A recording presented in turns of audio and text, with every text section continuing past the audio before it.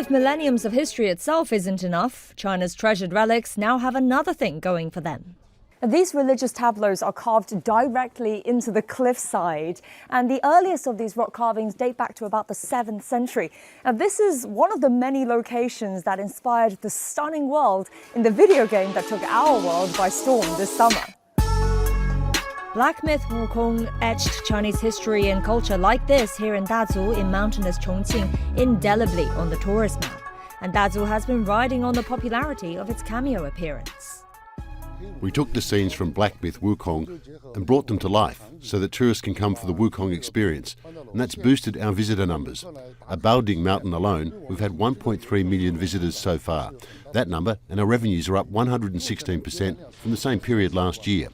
During the National Day holidays, we saw a record high of 23,000 visitors per day. All over the country, places are raring to become the next travel sensation.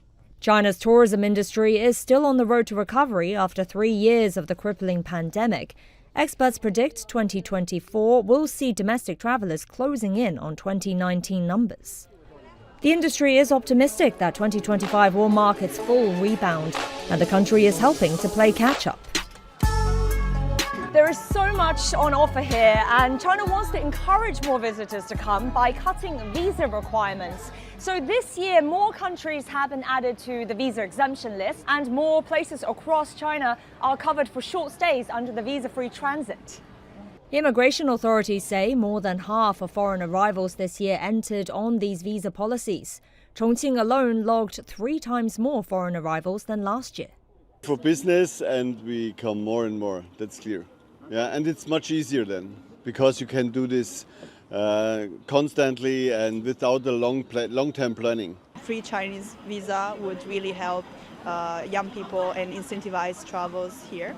And the more people that come here, the more you get to know about it. So yeah, there's also another consequence of free visa.